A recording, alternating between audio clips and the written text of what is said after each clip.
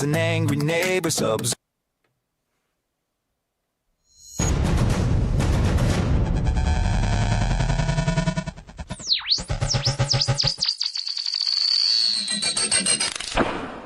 Jokes, stories, and commentary heard on Scott and Val Save the Universe are not necessarily the opinions of this station, its sponsors, the network, or our broadcast partners. Step back, everything will be okay. Two new heroes to face the day. Now throw all your fears away. And they're both in tights array. Scott and Val, here to save the universe. It's not a bad joke, or even a curse.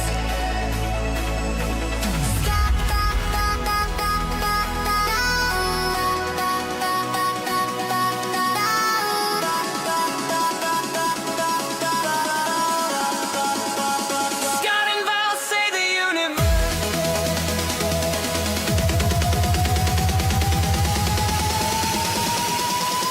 But mostly Scott. Yeah, totally Scott. Pretty much all Scots. And that is what started the problem last week. Those two have the rare ability to be wrong in stereo. Together they managed the remarkable feat of adding nothing twice as fast. Here we go! Scott and Val save the universe. Wow. Wow. Did you hear what he said, Val? Nigel is trouble. All right. We are back for episode 3. And big thank you for being here. I'm Scott. And my cohort in crime, my beautiful sister, Val.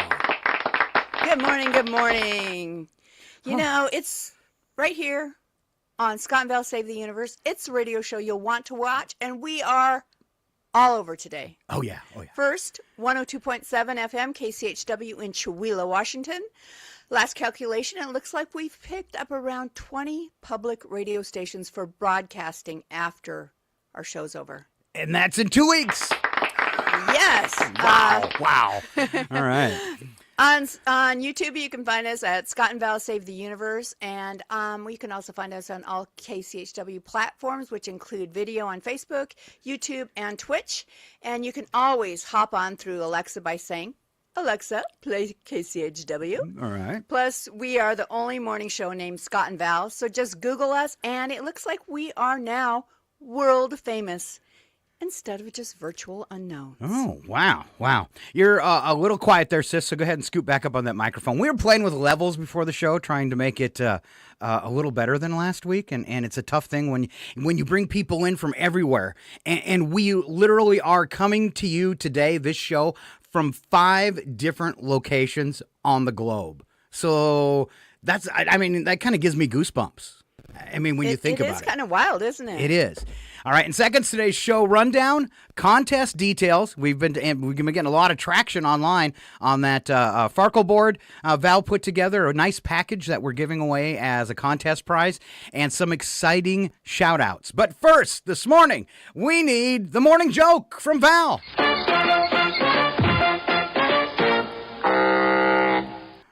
All right, a husband and wife went to the fairgrounds. The wife wanted to go on the Ferris wheel, but the husband wasn't comfortable with that. So the wife went on the ride by herself. The wheel went round and round before it suddenly stopped unexpectedly. The wife was thrown out and landed in a heap at her husband's feet. "Are you hurt?" he asked. "Of course I'm hurt," she replied. "3 times around and you didn't wave once." Oh. And she lays there with a couple broken legs. Yeah. Why didn't you wave? We have our priorities. All right, top things to do this Tuesday. We did this last week. I thought it was kind of fun, so I put some more together for us to go back and forth on. First one you don't want to do this morning is check your bank balance before coffee. It's just good advice, smart advice. Yeah, because then you might think you can't afford that latte. Oh, I got to make a pot of coffee. Oh. Right. Don't call your ex just to clarify something. Ooh. I wouldn't know which one to call or what to clarify. There's so much. It would take all morning. Yeah, there's a lot to unpack there. Don't introduce yourself to someone this morning with coffee breath. Oh, isn't that the worst? Coffee breath? Oh. Yeah. It's almost, Yes. and if you mix that with a cigarette, there's a real charmer.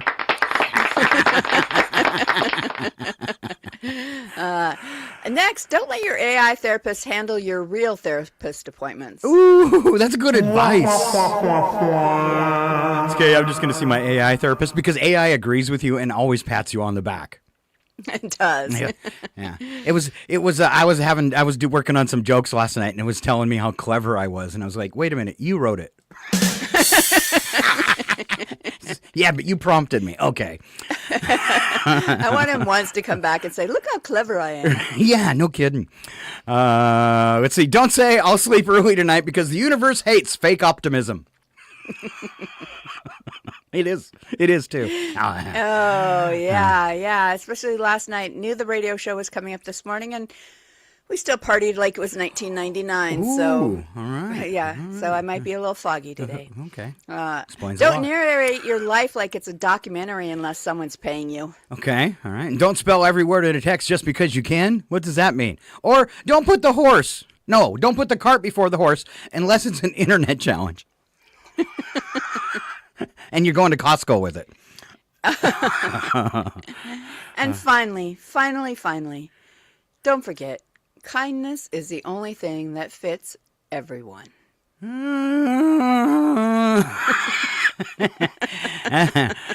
let's go ahead and move on to deep thoughts. I decided this in the shower this morning. My nose is a windshield. Because we have big Schloffman noses. My nose is a windshield, and smelly people are the bugs. Oh. Ow. Ow. If we ever perfect time travel, traffic will get a lot worse. No kidding. They'll be coming from everywhere this time. Yes. All right. Toast always lands butter side down because gravity is 33% humor. And it's also why we trip. And it laughs at us every single time. Made up of 33% humor. Yes. Now, my next shower thought, I think the inventor of those microwave sausage links must have had cats. So for cooking them, I switched from a spatula to a scoop. They do look like litter box treats or almond roca. All right. All right, this rolled them on my floor. Yeah. This headline just popped up on my screen. Temu having a clearance sale. Imagine that. Wow. People shop there? Have you ever bought from Temu? I have once. One time I spent the 30 minutes to get through all their games to actually order something, and it arrived, and I was really impressed. But, every time I go back and they hit you with all those spinning wheels and fake discounts, I just give up and go somewhere else. Me too. It's really irritating, especially if you see a link somewhere to something, you're like, oh, I'm going to check that out. And then, I just get frustrated too. And so. And all right, do you really get the discounts? Do you? All right, folks, stand by because something that I think is probably, not that our whole show isn't fun, but our next bit might be the funnest one of the day. So stand by for Super Bowl party games invented by Scott and Val. And before we get to it, just so you have a few seconds, you're definitely going to need a helmet.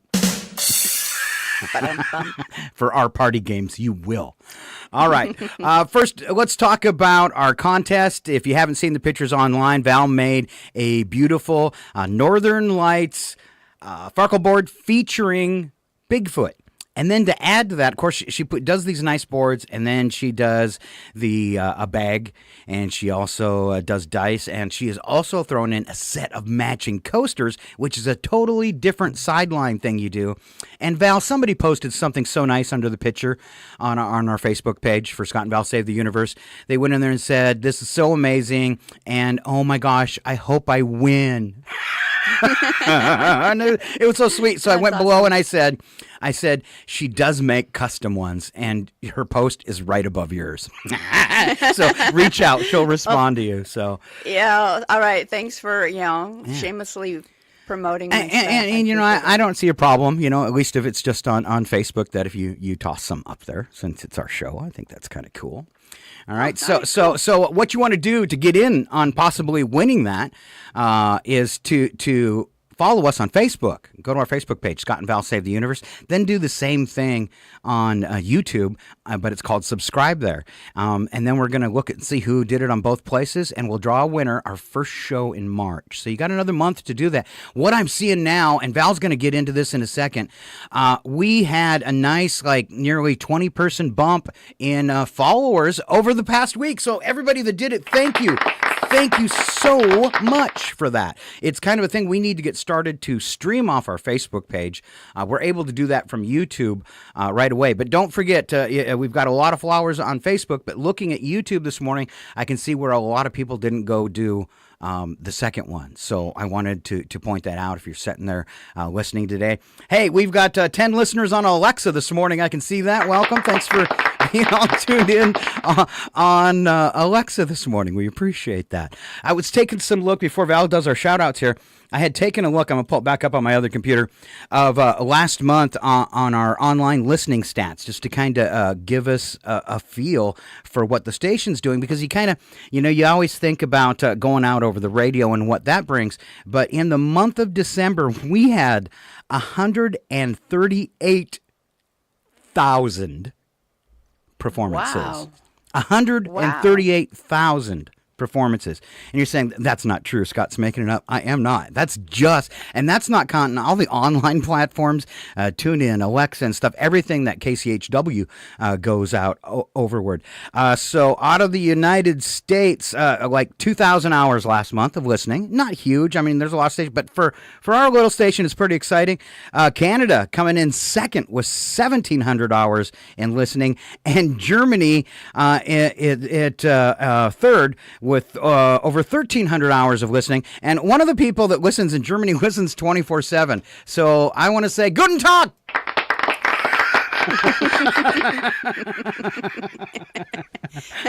Maybe it's the name, Schlafman. Yeah, they're saying this has to be good music because he's got a great German last name.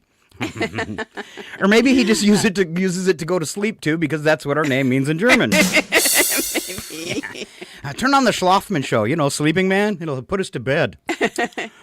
All right, so a ton of new listeners. We wanted to take a second and Val's going to do a shout out. We're going to run down some first names only, just to let people know we're thinking about them. And Val, I cut you off. I'm sorry. No, I was just going to say our stats for Canada prove that they still love some of us. Yeah. Some of us. Yeah. And our shout out, I just want to let everybody know, we just kind of went through Facebook and looked at the people that commented on our posts. And we really appreciate all the likes we get, but we kind of focused today on the people that took a moment and commented in some way on what we're posting on Rogue Frequency Network. Yeah, we had like a 2,000% increase in activity after the first week. But of course, this page was brand new. So if you would like us to say your name on the radio, sometime during the next week when we post something, just even a hi Val, hi Scott, just a little something. Do it. And then we will do the same next week. So our top followers, our top commenters this week are Anthony, Lori, Becky. We have a Kim and a Kimberly, Jennifer, Shirley, Sherry, Wayne, Bonnie, Michael, Cynthia, and Marion. Thank you all for being followers of Rogue Network. We don't want to call you fans because you might not be there yet. Yeah. And I did notice that we had like 57 last night, and this morning we had 56. So somebody read something they don't like. Oops. Yeah, you kind of count on that, though. That old thing, you can't make all the people happy all the time. I was like, if you haven't offended somebody every once in a while, it's kind of... And what really I found funny or interesting, yesterday you were telling me that somebody got really upset about the video I posted of us by a bonfire. Because it was massive, and you were burning like tree stumps and stuff, and apparently they live in the city. I guess. It's like you have to clean up the woods in order to not have fires during the summer. So if you have a dead tree, do you do you think we should leave it laying there dead? I don't know, but I just think it's funny. You're like, okay, if that's all you have to complain about, you know. Yeah. And, I could have addressed it and tried to maybe explain it to him, but I don't got that kind of energy. I'm busy with this new show, so I just blocked him. It's like, if that's your attitude, you just stay off our page, please. I'm not saying you can't have an opinion, but that was just snarky mean with no thought. And I think people today are too willing to just start typing something snarky, things that they would never say to somebody in person. That's very true. Very true. So there you go. Now, this is the one I'm all excited about. Here we go. When all your plans are kind of going bust for the Super Bowl, think of Scott and Val because we've got the Super Bowl party games.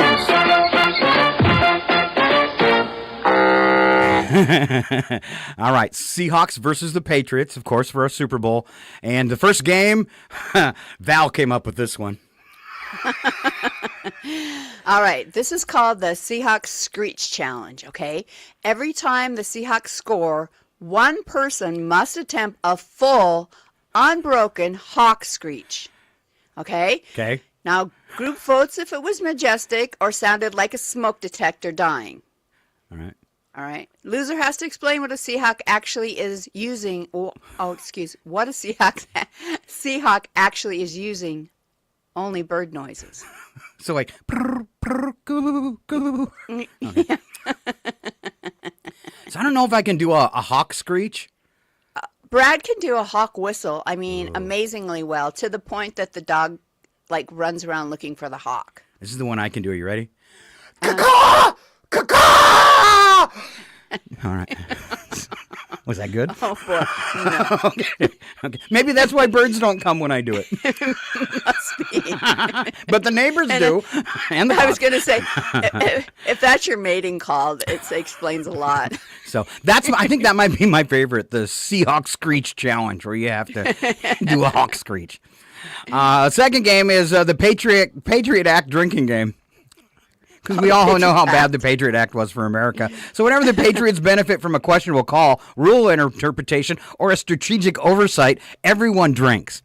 But if an answer says veteran leadership or championship pedigree, you have to drink twice. Oh, are we going to make it to through the first quarter? Yeah. And just as a side note, this game has already been declared unconstitutional by halftime. Do better, Val. All right. The next game we have today is Bird versus Freedom. At kickoff, players are divided into two teams. Seahawks fan must name birds.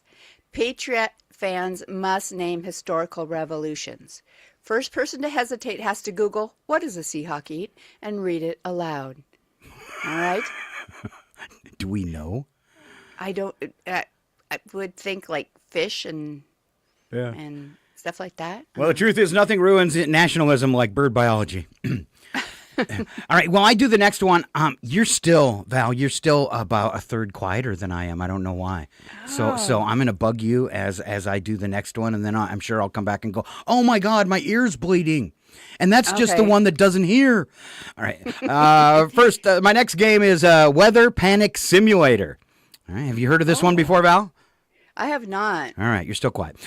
Mention of cold, rain, wind, or football weather. All right, so if you mention any of those words, it triggers an argument about who is more built for this. All right, the argument must escalate until someone yells, "This is why the founding fathers," and then is cut off by somebody else. Okay. This is why. Yeah. Oh, I'm trying to find my Well, I'll keep going. my volume. All right. My volume. Or thing. just kiss that microphone. That'll make a difference, too. So I remember we were talking about not doing that, but who knows. All right, so We changed our mind. I'll do one more. This is fun, too. The Bella, I can never say his name. The Belichick face-off. You know, the guy that married the 20-year-old? The old guy? Yeah. All right. Every time the Patriots coach is shown looking emotionally unavailable, everyone freezes their face to match his.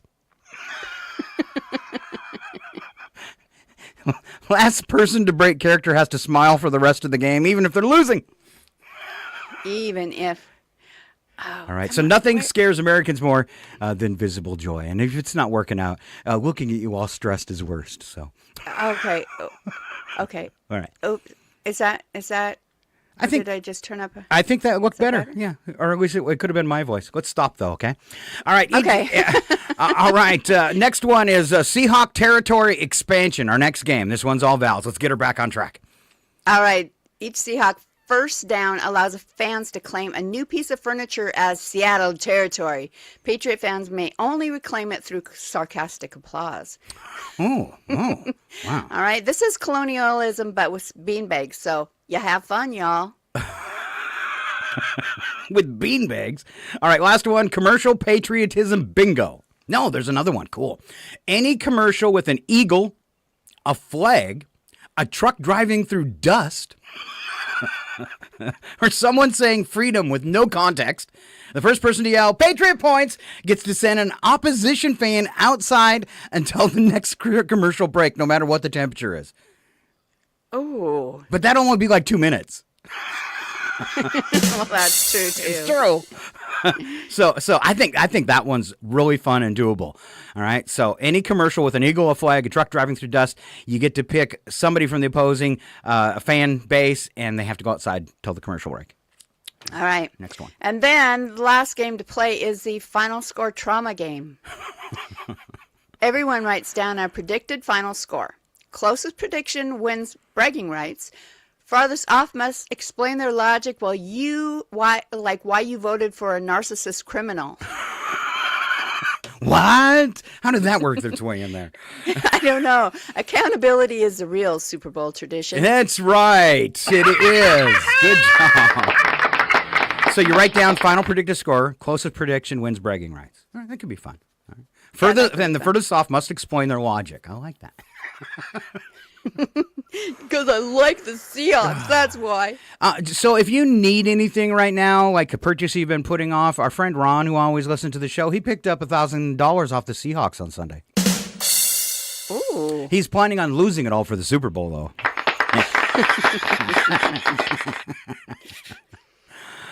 Don't we all? All right, we are just a few minutes away from Ken joining us. I'm going to skip a bunch of stuff, and if we have time, we'll double back. All right, and I had a storm. I wanted to get to this before we went to the break with Ken. I'm gonna go ahead and just work it in. A little story about the massive storm. Everybody's heard about what's hitting the East Coast. Have you seen any of these pictures, Val?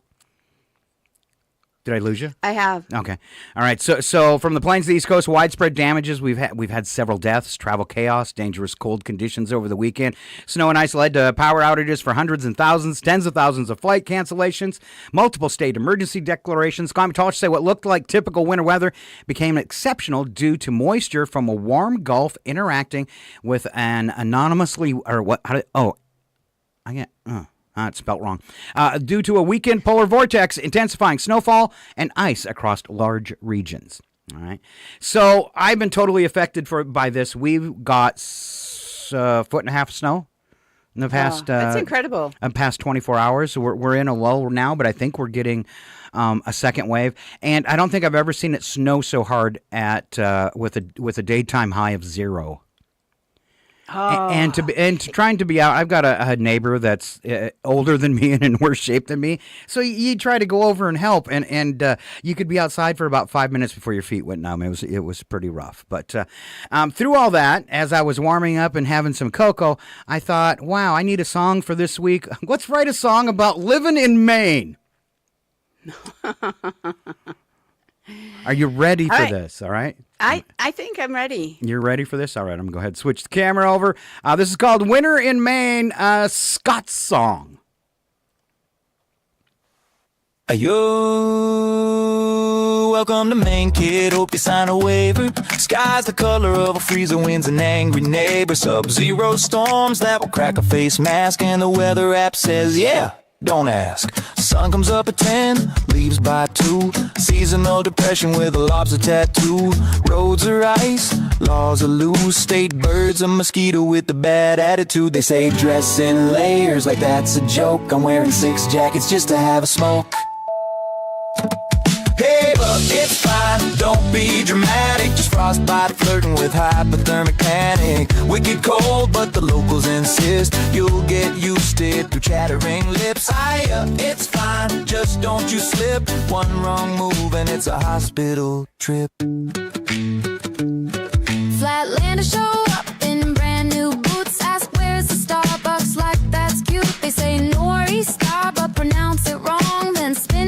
slow while cranking this song. Everybody's cousin plows on the side. Everybody else just wings the ride. Blinker optional, speed limit myth. If you hit a moose, you take the fifth. They laugh at snow days down in Mass. Up here that's called Tuesday, get to class. Hey, it's fine, don't be whiny. Just the ice trying to kill you behind me. Wicked dark, wicked mean. 6 months winter, 1 month almost spring. Hey, it's fine, trust the hype. If the bugs don't get you, the ice just might. Now True. Scott's getting ready to step outside. Takes 40 minutes, feels like prep for a dive. Long John's boots, coat number 3. Helmet, gloves, knee brace, dignity. He's short, he's old, the low center of mass. Gravity's watching like, let's see that ass. Shuffles out slow like a newborn deer. Every step says ice, is this the year? Ice so slick, it's legally grease. My porch, an Olympic event at least. One wrong move, arms windmilling hope. Neighbors watch like it's pay-per-view dough. Hey, it's fine, walk it off unless your fella got the cough. Wicked proud, wicked tough. Hey, it's Maine, never cold enough. So raise a moxie, curse the sky. Tell the storm it can kiss you goodbye. We'll complain till May, then miss the snow in 3 days. Hey, and that's being a Mainer. Now watch your step, bub. And they do always call me Bub. True. Get ready! Here we go! Wait for it! It's panic time! Calm down! It's not the end of days! And now, your panic time host, Ken, you kids get out of my yard! Owens! Hey, you kids, get out of my yard, Well, hello everybody. Good morning. What a great show. What a great song. Oh my God. All right. Thank you, But- Ken. Thank you. Thank you. Well, and we've got you said you have 20 listeners. That is fantastic. Or was it 20,000? 20,000. Let's go 20,000. Yeah. 20,000 listeners is fantastic. But everyone stop panicking. I mean, God, Okay. wait, no, don't stop panicking. No, I mean, what are we doing? We're getting rid of the penny. The penny. Okay. Yes. No. We should be panicking. Oh my God, what's going to happen once we get rid of the penny? What happens once it's gone? Are we going to lose things like a penny saved as a penny earned? Penny loafers. How about the Beatles song Penny Lane? Are we going to have to rename it? I mean, how about a quarter lane, a dollar lane? No, the penny. We got to keep the penny. And how can you have a penny saved is a penny earned if you don't have a penny? Yes. How can you save a penny if there aren't any pennies? You can't save a nickel. A nickel is earned. I mean, the penny's been around for over 100 years, and now we're going to get rid of it. Oh my God, what are we doing? I mean, no. We're all thinking this wrong. We're thinking this wrong. Okay. Well, I mean, the loss of the penny is going to cause inflation. It's going to cause inflation. It's not helping us out. We're going the other direction. I mean, the loss of the penny. Okay, everything right now is like $4.99. $4.99. But without the penny, we all know what's going to happen. It's going to be $5. That's inflation. Everything's going to go up. Again. Everything's going to go up by a penny. Okay. But by a penny? Oh no! Well, you know what? It's just a little bit. You give an inch, you take a mile. Now they're taking a penny. That's a lot more than a mile. I think so. Anyway, okay. What we should be doing is maybe inventing the half penny. The half penny. Now, get this. The half penny. Yes, we should be going the other way. We should have a half a penny. Now, listen why you're thinking a half a Yeah. penny. Yes. Okay, well, things that would cost now instead of $4.99, they could be $4.98 and a half. That's cheaper than $4.99 and a lot cheaper than $5. All right. Yeah. And this is going to save us from inflation. Well, it's hold on now. The Okay. idea goes even further than that. So, if maybe we should get rid of the $100 bill, maybe the 50, the 20, the 10. Well, of course we need to get rid of the 5. And yes, that way everything will be, cost $1.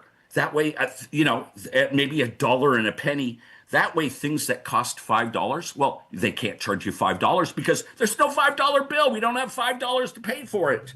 That way, things might be like $1, maybe $1.02, and $1 penny and a half, because we're going to have all those half pennies. You have a lot of free time, don't you? We're thinking this all wrong. And remember, they're telling us they're going to get rid of the penny because it cost 4 cents to make. No. Yes, it costs 4 cents to make, but you're getting a penny back. It only costs 3 cents. That's even cheaper. It is. I mean, why are we getting rid of the penny? I don't know. And they say a penny for your thoughts, though. Well, wait a minute. If we didn't have the penny, a penny for your thoughts could be a quarter. So your thoughts could be worth a lot more. And maybe this thought that I just had about saving us, well, maybe it's worth a lot. Who knows? Anyway, that's why we're getting rid of the penny. Anyway, this is Ken Owens with Panic Time. Something to think about. Thank you, everyone. Wow, Ken, I've got some really important questions before we let you go on this, okay? And I don't want to send you into a tizzy, okay? And I don't want to make you panic worse. But my first question is, why don't we just get rid of all change? That's been on the table for a while. Well, yeah, that's where my change goes, is onto the table, or sometimes onto the dresser. Okay.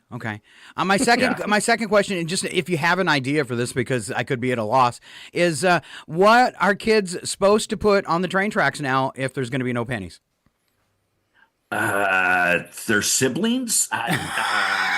Hey, Val. I'm not. Go for a walk with me. I the show with a long walk.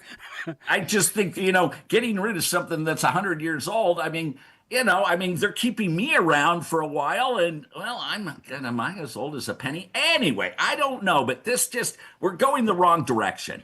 All right. Well, I have an observation, though, because the current symbol, the symbol on the current penny is called the Union Shield, and it represents the preservation of the U.S., So is it saying anything by the fact that we're getting rid of the penny at the same time we're losing our democracy? Well, is there a connection?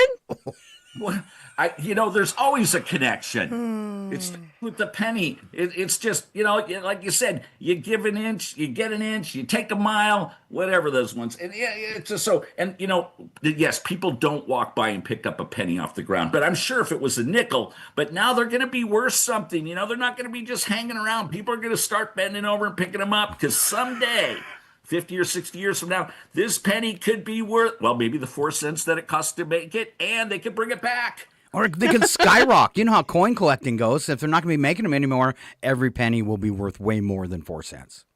That's why a penny saved is a penny earned. All right, there you go. Saving the universe one penny at a time. Mr. Ken Owens. Thank you, Ken. Thank you very much. Thanks, Ken. Oh, Bye. Bye. All right, how many pennies do you have in your pocket right now, Val? I have no pennies. You have no pennies. No penny. I have no pennies in my pockets. I do actually have pockets on today, because that doesn't happen all the time. We don't have the pants on. Yeah. So I do have a bone to pick with Ken, and I don't know if I should get into it now or not, but he took Nigel's side against mine. I saw that online. Yeah, and we have been friends for a long time. You introduced me and him. Yes, and I'm feeling a little betrayed. Wow. That he stood up for Nigel instead of me. And so I don't know. I don't know what this is going to do to our friendship, Ken. He really likes Nigel. Maybe you should just start hanging out with Nigel. Mm-hmm. So if you don't know, this is kind of in-house. If you don't know what we're having, we have an AI announcer. You hear him before and after everything. He just introduced Ken, and he does sports. And he came out and said that Val made him feel uncomfortable and said inappropriate things to him. And then Val put out a video denying all of it. And we're expecting a rebuttal today of some sort from Nigel in the second hour, just so you know, Val. He does have a short statement. He does have something to say. Yeah. Did I kind of sum that up yet? I mean, you were feeling like... Yeah. Okay. Yeah, I mean, that was some pretty serious allegations against me by an AI who actually really has no physical form. Which was strange so- because one of his comments was that you made him feel uncomfortable, and then he said even that you guys couldn't be an item even just because of ergonomics.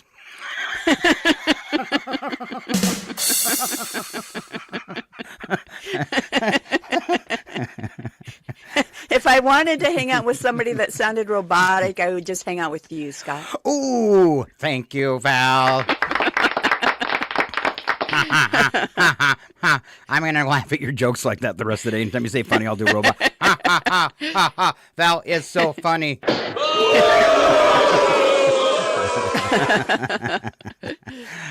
All right, I am going to trip backwards because we jumped ahead to play that song. We got Alan standing by here in just a little bit, but first, things you should never say to a woman. Sometimes silence is much better. And Val, just to make this for the essence of time and speed, I'm just going to do the line, and you tell me what your reaction or what a proper reaction you think a woman should give to that statement. Okay. Okay. So the first one is, what did you do to your hair? So what's a proper reaction to that male question? And a proper reaction would be, well, that's the only part of my body you're seeing for the next year and a half. Ooh, I have to do this. All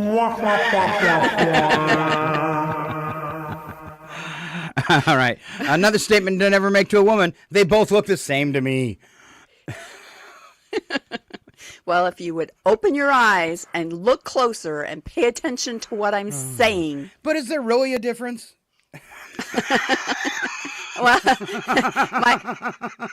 my husband is a little bit colorblind, so, I never ask him which color do you like better. Okay.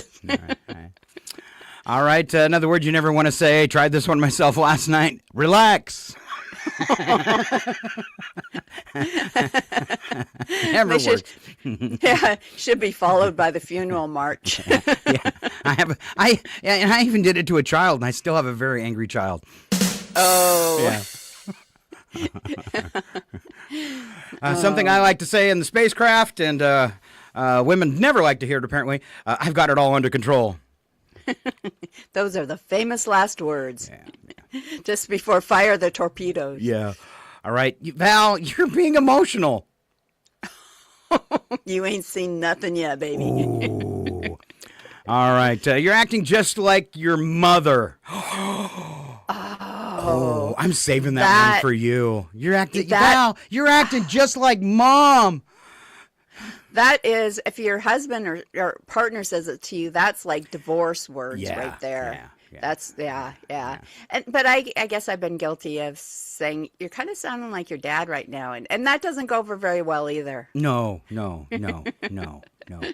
but I could say I don't think I've ever seen you act. Okay, I've seen you act like Mom when you're sweet. When Mom was being sweet. Yeah. All right. Last one. Never say this to a man or a woman. Do you really think you should be eating that? And it'd be like, well, it's going to be hard for you to eat later with no teeth. I always hear those famous words right before I almost Darwin myself. Are you sure you should be doing that? Which is only slightly different. Brad always says if you've got that thought in your head is, I really should go get the proper tool for that, and you don't listen to it, you're within a half an hour in emergency getting stitches. It's just the way it works out, right? Yeah. Listen to that voice that says, get a step stool instead of the chair. All right. Things you should never say to women. Do you have a big problem with that? Brad's pretty good to you. You guys have been married for how many years now? Well, in June it will be 42. 42 years. So he doesn't have a big problem with probably stepping out of line and saying things maybe that he shouldn't, right? No, not very often. I mean, I think especially as you get to the point where, you're both retired and you spend a lot of time together. Granted, there's going to be stuff you do that, start to irritate each other. And it just, you spend a lot of time together. So sometimes that happens. But for the most part, you just, we make it work out. Yeah. All right. We are going to break. And when we come back, he's probably the most attractive cast member. Alan Two Shoes Melani and national weather in just a few minutes. Stay right here. Scott and Val Save the Universe will be right back. They're probably heating up a chocolate teapot. I hate this job. It's total bollocks, isn't it? Their mum must have been real knackered after raising these two wibble-wielding squiffies.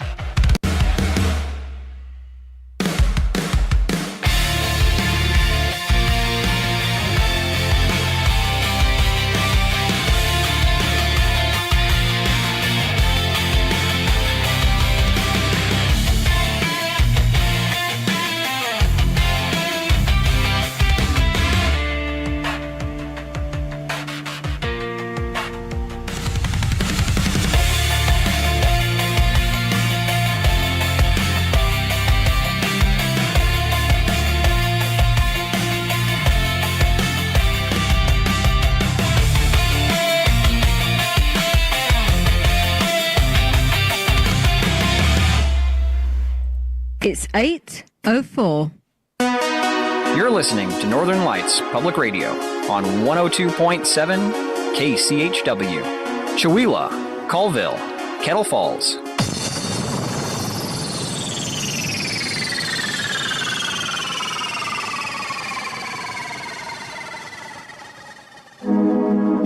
You're listening to Northern Lights Public Radio on 102.7 KCHW. Chewelah, Colville, Kettle Falls. It's 8:04. KCHW 102.7. Scott stepping in and bringing you a look at weather and a little more, all made possible by a donation from 49 Degrees North Mountain Resort. Let's start off with that weather forecast for today. We're looking for a high of 37, a mix of clouds and sun early, followed by cloudy skies in the afternoon. Winds will be light. 30 degrees for an overnight low. Might make for a few slippery conditions early in the morning. On Wednesday, a chance of morning snow showers. Those should quickly end with a daytime high of 37 here in the valley, 34 for an overnight low. Thursday, your high is 39 and 37 with a rain-snow mix. Friday, just rain, 42 and 37. Saturday right now still cloudy, 45 and 35. Sunday, 46 and 35 under cloudy skies, and the clouds stay for Monday as well, 41 and 34. Looking at that extended forecast, there is, it looks like no chance of a winter starting in the beginning of February right now. The following week, daytime highs right around 47 consistently. So kind of sad news there. Let's take a look at that ski report because things are still working up on the mountains. It's a little light for snow, but they've taken care of that with that snow machine and helping things out. They've got a 13-inch depth at the base, 22 at the summit. Today's conditions are skier packed, groomed, coverage is good, but low snow conditions do exist. They're asking you to ski and ride with care. Chairs operating today are Northern Spirit, Express High, Speed Quad, Sunrise Quad, Payday Double, Gold Fever, and Conveyor. Nordic Trails also open to the public. Nordic Yurt services run Friday through Saturday. And Arena Park has been reset with 5 new features. Silver Ridge Park has 3 rails and a flat box. So a lot of fun to be had up there on the mountain. Just a few minutes away, you have Scott and Val Save the Universe, our rebranded morning show, firing up for you. We hope you can stick around for that. Thanks so much for listening to Scott and Val Save the Universe today, and we will be back in just a few minutes. This is Northern Lights Public Radio, KCHW, Chewelah. Your KCHW morning show is made possible by donations from Colville Toyota. Colville Toyota, located at 160 West 3rd Avenue in Colville, offers new and used vehicle sales and service. Vehicle sales is open 8:30 a.m. till 7 p.m. Monday through Saturday, with a Toyota Express Maintenance Center open 7:30 a.m. till 6 p.m. Monday through Friday. More information on Colville Toyota's vehicle inventory and services is available at colvilletoyota.com. A small-town dealership with a big heart. And by Chihuahua Flooring.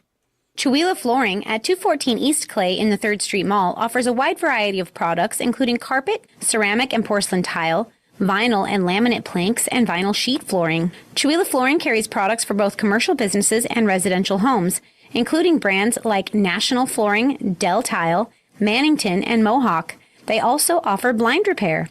For more information, you can visit online at chihuahuaflooring.com, call 509-935-8021, or via email at chihuahuaflooring@gmail.com. Programming brought to you by Ryan Moore, your Edward Jones financial advisor in Deer Park, Washington. Edward Jones, member SIPC. Edward Jones is a firm that helps individuals and business owners achieve their financial goals. More information is available at edwardjones.com or by calling 509-276-2974. Edward Jones, member SIPC, with locations in Deer Park and Chihuahua. This is KCHW 102.7. And we're back, yes, somehow still on the air, for part 2 of the Scott and Val Save the Universe show. The only program brave enough to tackle cosmic chaos, armed with opinions, questionable logic, and absolutely no official clearance. If the universe is saved today, it'll be by accident. Strap in, lower your expectations. Let's carry on.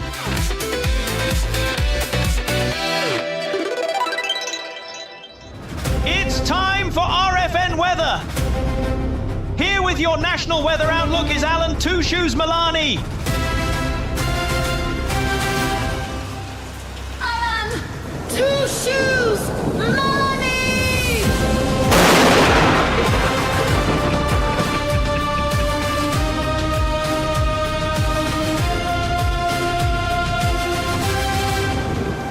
And there he is, ladies and gentlemen, the weather kraken, Mr. Alan Two Shoes Melani. Good morning, Alan. Good morning, folks. I'm thunderstruck by your appearance. Thunderstruck. Yeah. It's kind of dynamic. Are you ready? We are ready to find out what's happening across the country. Might need your seatbelt for this one. Okay. Ooh, okay. Buckling up right now. All right. So, good morning, Tuesday. Buckle up. We're kicking things off in the inland Pacific Northwest, where Mother Nature's evidently feeling extra dynamic this week from Tuesday through the weekend. You can expect weather indecision more persistent than your ex texting you at 2 a.m. Humid air creeping in way too early, clouds playing peekaboo, and a chance of rain or snow, mostly depending on whether the atmosphere has had its coffee. Locals might see precipitation, fog lurking like a passive-aggressive coworker, and highs that can't make up their mind somewhere in the chilly 30s to 40s. Perfect weather if your life goal is to wear flannel indefinitely. Now slide your eyes to the Northwest Rockies and Idaho Panhandle. Rain is rolling in for some, snow turning its nose up at others, and higher elevations already bragging about a couple of feet like they're in snow selfie contest. Winds are going to make you question your life choices, gusting like that guy in the gym who thinks every surface is a weight rack. Meanwhile, across the nation, there's this massive winter storm complex dominating headlines. Yes, that one that's been flinging snow, sleet, freezing rain, and Arctic cold around like confetti at a parade no one asked for. From the Midwest to the Northeast, parts of the country are literally freezing their electricity off, with power outages in the hundreds of thousands, cancellations of flights nearing record levels, and steam NATOs having their brief 15 minutes of fame as weird weather Tumblr posts. What's a steam NATO? Steam NATO. Steam Yeah, NATO. I'm not quite sure. I think I had some to eat yesterday. NATO, steam NATO? Yeah. Steam NATO soup? Down south, Texas and Tennessee are shivering so hard they're reconsidering the concept of climate. Ice storms made roads look like ice skating audition that no one trained for. Even areas that typically see winter as a nuisance are dealing with Arctic air so cold that the local breakfast cereal is popping itself. Midwest wind chills are flirting with negative 50. That's not winter. That's a personal insult from nature. Tired of you guys. Let's freeze you out. Right. As we lap toward midweek and the weekend, the eastern U.S. won't be straight up tropical, but bitter cold continues, and there's still talk of another system this weekend that could pile more snow on a region already sick of shoveling. Yes. Models hint at potential storms later in the week, but as with all forecasts made this far out, take that with a grain of salt, maybe a shovel. The Pacific Northwest continues the chaotic theme. Wetter systems inch closer, bringing a soggy mix of rain and mountain snow that'll have rivers flirting with flood stage and spirits questioning, why am I outside in this? South and southeast might stay chilly with flurries or ice chances, mostly as background noise to the bulletins from the power grid that sound like a haunted house. Out west in places like California and the Southwest, it's mostly calm, dry, and smug about not having blizzards this week, though some light rain or fog might gate crash for fun. Bottom line, inland Northwest is cloudy, confused, maybe rainy, maybe snowy, basically weather that can't decide what it wants, just like your last dating app match. Nationally, a winter storm system so dramatic it deserves its own Netflix special. And the weekend forecast is more precipitation, more cold, and just enough weather chaos to ruin outdoor plans and give meteorologists some street cred. Right. Wow. Earning some street cred here, Alan. And some street cred. Right. Any space news today? Yeah, a little bit. Okay. Jupiter's weather isn't concerned with a chance of showers. It is the weather. The gas giant's colorful stripes are fast-moving cloud bands of hydrogen and helium with winds routinely exceeding hundreds of miles per hour. Its most famous feature, the Great Red Spot, is a century-plus spinning storm larger than Earth itself, with winds well over 400 miles an hour. There's no sunny weekend forecast here, just eternal massive atmospheric chaos that makes Earth's wildest storms look like gentle breezes. That's the way I feel in Maine. What's that? That's the way I feel in Maine. Right? like Jupiter might be a vacation. And in fact, just a few days ago, minus 30. I had to take out my trash and check the mail because I hadn't done it in days. I ventured out in a pair of shorts. After seeing the doctor yesterday, he told me I'm probably sterile now. I would, or at least temporarily. They could just be frozen. I tried warming it up. To no avail. Are you guys interested in a little bit of trivia? Yes, please. Yeah, bring it on. So it's a multiple choice question. Okay. How many natural moons does Jupiter have orbiting it? A, 82, B, 95, C, 97, or D, 112? Oh my gosh. I was going to think one of them was going to come in like at 16, not right? I was thought a choice might be 0 and because I've never been there. Right? I haven't been there either. You know, he's never seen a moon because I ain't been there. Get it? Yes, sir. Yeah, there's trail cams and house cams all over the country with my fanny on them. Just saying. I think we need a house cam with Jupiter on it. Ooh, yeah. Oh, yeah. All right, so what were our choices again? So A is 82, B is 95, C is 97, and D is 112. I'm going to go with 97. I'm going to choose 82 because that seems like a proper number of moons. As usual, your sister is correct. The answer is, in fact, C, 97. Who Astronomers dares enter currently... the sacred and awesome presence of the everlasting know-it-all? Yeah, Val. Sorry. Astronomers currently recognize 97 moons orbiting Jupiter. Fun little bonus fact to go with it is Jupiter's 4 biggest moons, the Galilean moons, were discovered way back in 1610 and are named Io, Europa, Ganymede, and Callisto. Oh, I've heard of all those places. I'm not sure I would want to visit any one of them. Hold your breath. It's okay. Yeah. All right. The one and only Alan Two Shoes Melani. Big round of applause. Thank you, Alan. Thank you so much for dropping in this Tuesday again. We appreciate it. Alan Melani. All right. We continue on this morning's show, ladies and gentlemen, and let's see, we're going to do a little backpedaling here. We covered the what not to say to a woman. Let's catch back up with some of our, what we like to call life bits. My next one here, Val, do you see the bizarre food fail? Well, I've got about 4 screens open, so just give me 1 minute. All right. Oh, I am there. All right. All right. Some restaurants around the world are now holding food paradox nights. Dishes that look amazing but taste like regret, kind of like one of Scott's dates. Think charcoal ice cream with anchovy drizzle. Patrons say it's an acquired taste. Okay. Doctors say it's an acquired stomachache. Organizers say the events are meant to challenge food expectations, but many diners admit they mostly come for the photos and the story afterwards. Oh, so kind of like into the same theme of those jelly beans that taste like vomit and boogers and that kind of stuff. Yeah, exactly. All right. Here's some legal foibles. In New Mexico, a man was charged with criminal mischief for painting his mailbox neon purple without checking the HOA homeowner bylaws. Oh my gosh, the rebel. Horrible. I bet he put a car in the yard, too. All right. Car documents show he kindly offered to pay for repainting of the mailbox, but only on social media, for shame. The Homeowners Association cited uniformity rules, while neighbors admitted the mailbox was technically illegal, but significantly easier to smash with a bat at night since it was neon. Neon. A black light going. All right, Val. All right, there's a little outdoor contradictions for you. People line up for a wilderness silence retreat, but half showed up with notifications on, earbuds tucked, smartwatch alarms blazing. Silence remains aspirational.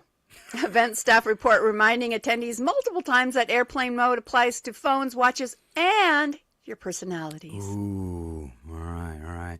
Let's see. Amazon Prime released a new comedy drama, Everything Rhymes with Orange, about a theater troupe touring bizarre small towns. Critics called it quirky and sharp. Audiences call it the show where everything makes sense and nothing makes sense all at the same time. So kind of like Scott and Val, but without the spaceships. Losers. We got spaceships all the time. That's right. We have spaceships. Yeah. Every time we go to break, spaceship. Every time someone comes in, spaceship. See? But have you noticed that a lot of them crash? They all crash. I hope that's not a metaphor. So, and where our show is headed. So, what did we do all the time as children? Oh, we played Star Trek? We played Spaceship all the time. And Val said to me a few weeks ago when we were getting ready to launch this, she goes, I always had this fantasy since we were kids that someday we were going to go into space. And I said, that's because all the times we used Mom and Dad's RV as a space shuttle. And then she says, but now we kind of are. So that's yay! Right. See? My prediction, my foretelling was just a little off.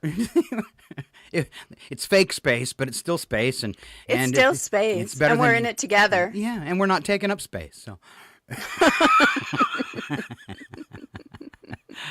all right, we are just waiting on our next little fun visitor who is going to take us to Belize. So stand by for Joe. We're going to go into some news headlines here. I'm sure Val's going to have some stuff to say about this. In Minneapolis, death of 37-year-old Alex Preddy. Is that how they say his name, Preddy? Yes. Preddy. At the hands of federal agents this past weekend has escalated a legal and political standoff. Federal judges ordered U.S. Immigration and Customs Enforcement and the Department of Homeland Security not to destroy evidence tied to the case of Minnesota officials pursuing legal action. Good luck with that. State leaders are also pushing to halt Operation Metro Surge, a federal law enforcement initiative, and argue federal agents are operating outside of the authority. Some new news that I just added to that story out of Minneapolis. Would you like to continue with what the federal judge said? Sure. The chief federal judge says the Trump administration has failed to comply with orders to hold hearings for detained immigrants and ordered the head of Immigration and Customs Enforcement to appear before him Friday to explain why he shouldn't be held in contempt. In an order dated Monday, Chief Judge Patrick J. Schultz said Todd Lyons, the acting ICE director of ICE, must appear personally in court. Schlitz took the administration to task over its handling of bond hearings for immigrants it has detained. The judge wrote, "This court has been extremely patient with respondents, even though respondents decided to send thousands of agents to Minnesota to detain aliens without making any provision for dealing with the hundreds of habeas petitions and other lawsuits that were sure to result." Schlitz wrote that he recognizes ordering the head of a federal agency to appear personally is extraordinary, but the extent of ICE's violations of court orders is likewise extraordinary, and lesser measures have been tried and failed. It's going to be nice, because the current administration's famous for ignoring judges, because, it's a judge we didn't put into power, so let's ignore what he has to say. I would like to see just one judge throw one of them in jail for contempt. And I found it interesting that they are just all up in arms about the Clintons not appearing. But nobody ever shows up. Everybody defies it. It's like, yeah, it's just interesting that as a politician, you can go, oh, no, not going to show up, not going to do that. If we, as citizens, would do that, we'd be in jail. Yeah. And that is exactly why I will never, after everything that's happened over the past 16 years, this is just me personally, I am never voting for an incumbent, no matter which party they're in. I'm never doing it again. We have the most worthless Congress in U.S. history. We've turned into a joke of a country internationally, and that's all I'll say about that. Shasta County authorities started out an investigation of a suspected illegal marijuana farm. This is in California, but ended up making a far more unsettling discovery. Massive stash of illegal firearms and a secret underground bunker at the base of a 100-foot tunnel on a mega activist property. Michael J. Camfolt, 40, was arrested on January 20th after members of the California Highway Patrol discovered the bunker and confiscated an array of illegally possessed weapons, including 3 AR-15 assault rifles, a sawed-off shotgun, and more than 10,000 rounds of ammunition. Isn't that just normal weapons storage? For some. It's scary because from the Post's online mega believers want this turmoil that's going on in the country and want civil war because they're afraid of what freedom might actually mean. Because freedom and fairness for everyone is scary. Sorry. I thought that was kind of what they had said they want. Less government control, But the opposite's freedom. being delivered. Yeah, and I just don't get why that's not making them upset. I did this morning. They were saying that even a politician in Idaho is saying we want real accountability and a real investigation into the Alex Pretty murder. Yeah. And so it's interesting you're seeing this on both sides of the aisle, and I think doesn't say a lot about our country and what's going on right now that a federal judge has to order you not to destroy evidence. It says mountains about what's going on in our country that a federal judge has to worry about our own government destroying evidence or putting it in a gold-encrusted bathroom somewhere. Exactly. If you want to know where all the documents are, they're still in Trump's toilet. So, yeah, it's a mess out there. It is a mess out there. And then there was one last story I thought you might kind of be interested in across Australia. Events marking Invasion Day, or what some call Survival Day, spark reflections on history and Indigenous issues, including cultural ceremonies in the Sydney area and rallies in Canterbury and Melbourne. Meanwhile, a private member's bill advocating to legally cement January 26 as Australia Day has gathered over 60,000 signatures and reignited some public debate over the holiday's true meaning.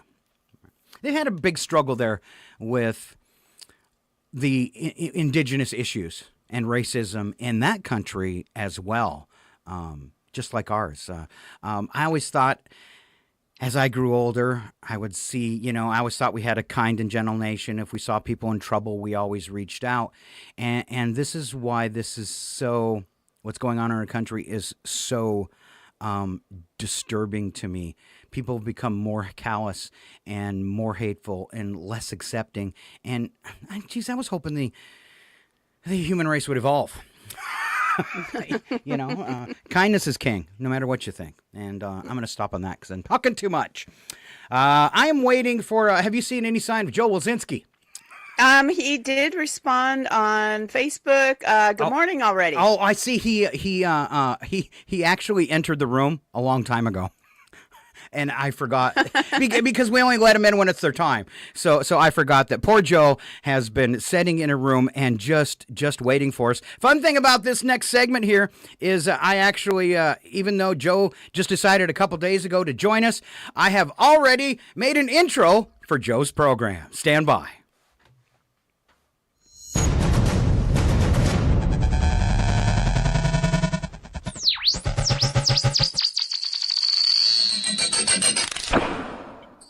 Ladies and gentlemen, the show that goes nowhere yet somehow everywhere is about to astound you again. Live from the tropical country of Belize, it's your RFN entertainment guy, Joe. What?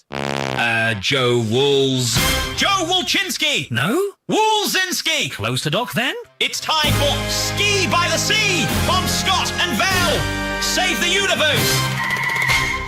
Hey, was that promo worth it, Joe Wulzynski? Hey, Steve. Hey, Val. How you doing, man? Good. How are you? You know my name's Scott, I'm right? doing okay.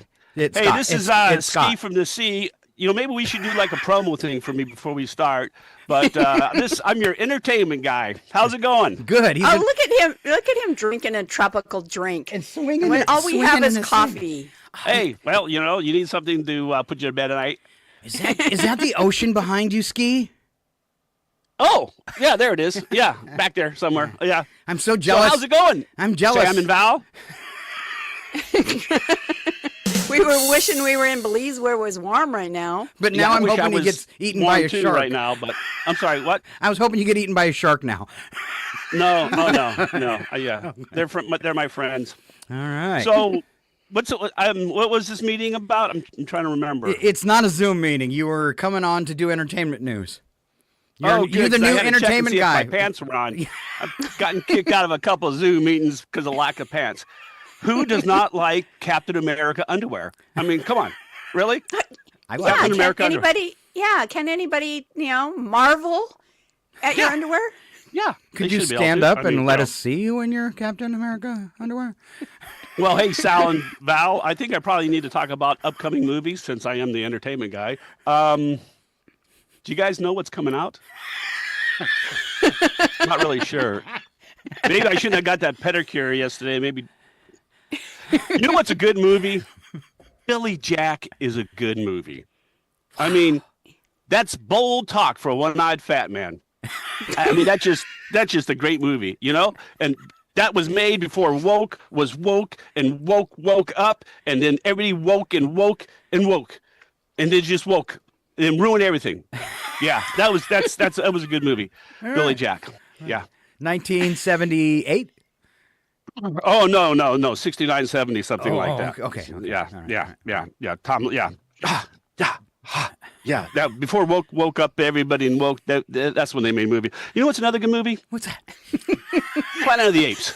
Okay, not that Richard Burton one with Marky Mark. No, that's not the one I'm talking about. I'm talking about the original 1969, 1970, 1968. I saw that at the drive-in. I saw it at the drive-in. You guys know what drive-in theaters are, right? We remember. You guys, yeah. Okay, all right. Anyway, so I saw that. That's another good movie. I don't know. That movie traumatized me. I don't know why, but that movie traumatized me. I refuse to watch any of the remakes or anything like that because I'm still a little traumatized. I don't know why, and I won't rewatch it to find out, but that's where I'm at. Maybe because they had a naked man in it. Actually, a couple of naked men. Actually, you had a couple of naked men bow down in front of Charlton Heston.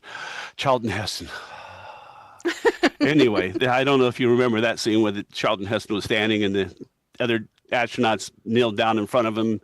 But, it's Charlton Heston. Anyway, what were we talking about? Movies. Okay, all right. Oh, yeah, Stephen Valley. Yeah, that's right. You know what makes a good movie? Tell us. A dog. Really? You know what a good dog movie is? Yes. Tell us. Old Yeller. Okay, now, I've never seen the movie, but every time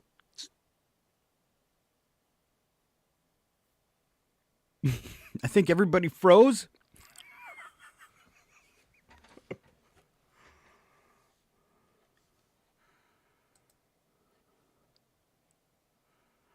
Oh, no.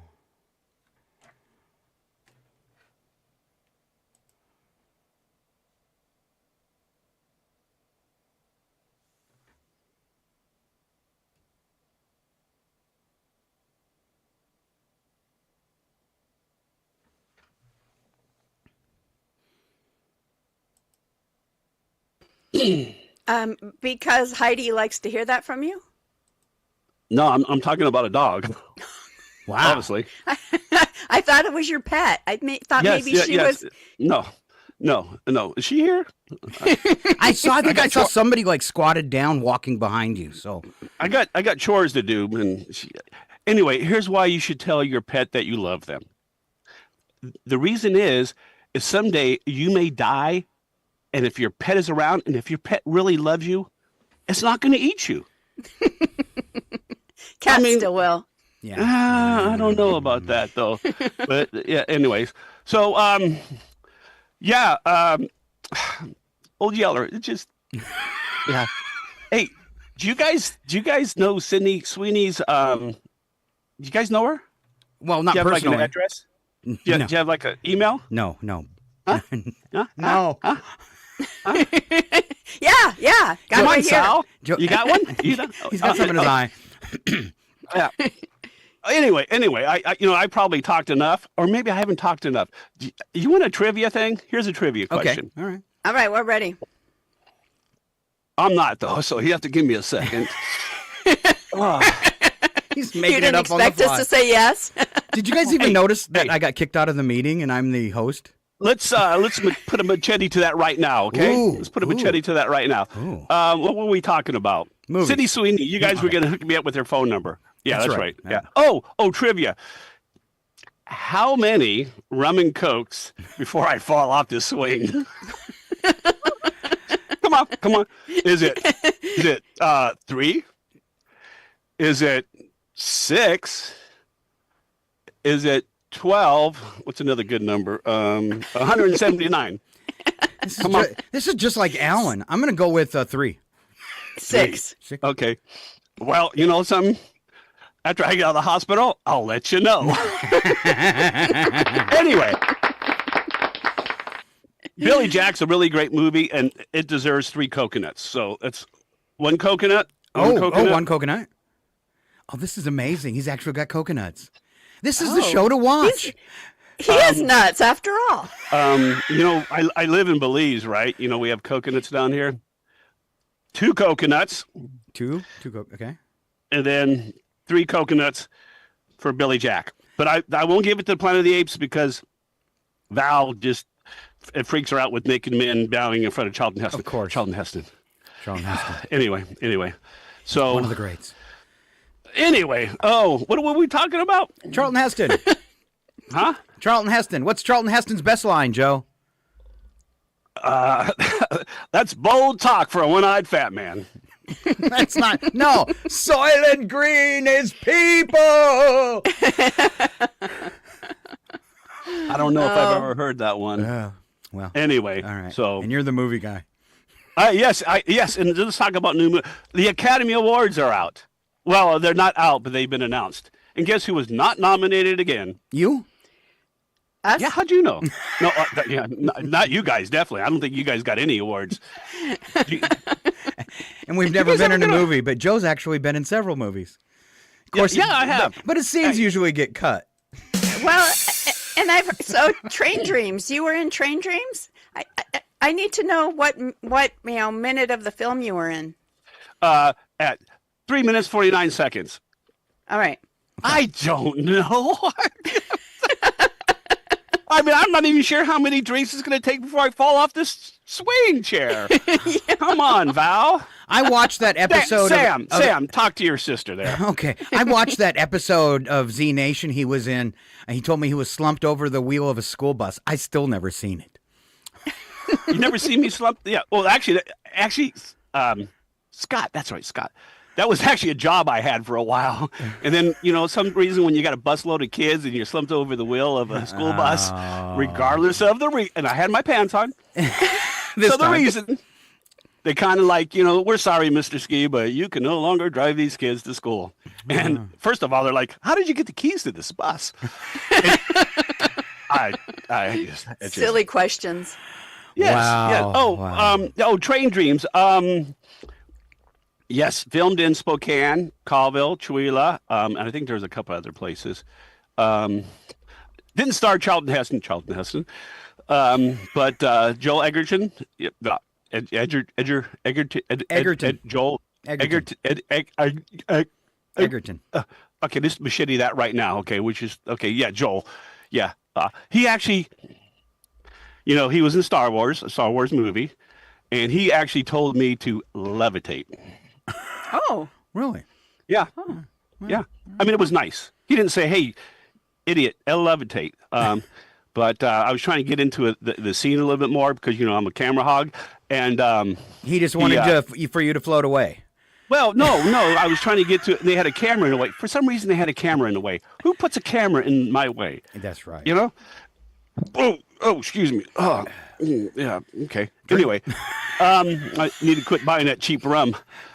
Anyway, I think that's all the time we have for you, Joe. Oh, okay. Anyway, yeah, I'm at the church scene, and it's great that Spokane's got that movie. And are we doing this again? And I can't remember. Are you guys paying me Bitcoin, or is it a check, or?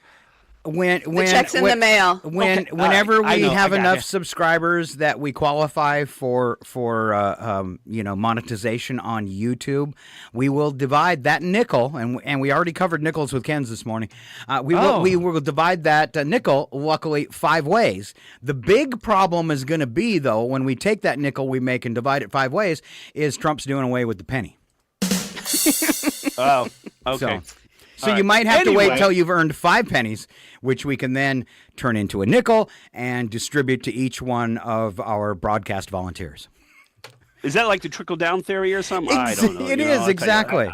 I retired. I don't worry about that stuff. All right. Well, it's been fun. It's been real. It's been an amazing 97 moons, huh? Yeah. I'm going to count them tonight. That's what I'm going to do tonight if I don't pass out. I'm just going to look, 1, 2, 3, count the moons on that planet.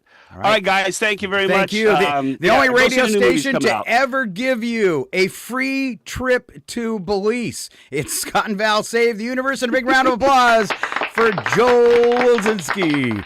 I got to go get some more rum. Bye. Bye. Bye. I think he's had enough rum already, possibly. Ba-dum-bump. And we are heading toward our odd news today. We got a couple other things. One thing I missed was I really like this joke. And I want to go back because we didn't get to do it. Okay. We left early when we were doing our few entertainment items. One of them is Billie Eilish. You know Billie Eilish? Yes, I do know Billie Eilish. She announced a surprised acoustic single called Midnight Express. No, Midnight Echoes. Midnight Express was a movie. I'm just messed up from Joe.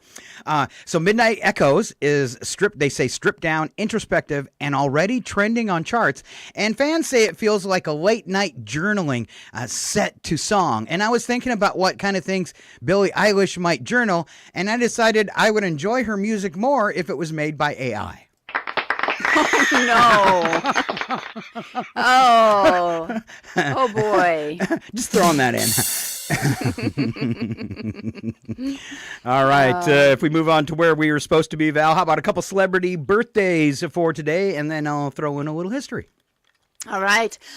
James Cromwell, who was in Jurassic Park, Fallen Kingdom, American Horror Story Asylum, is 86 today. Mimi Rogers from Austin Powers is 70. Bridget Fonda from Jackie Brown, 62. Alan Cumming from Spy Kids, 61. Comedian Patton Oswalt is 57. And Rosamund Pike from Jack Reacher and Gone Girl is 47 years old today. All right. I had to look up James Cromwell to make sure he was... Sorry, James, that you were still alive.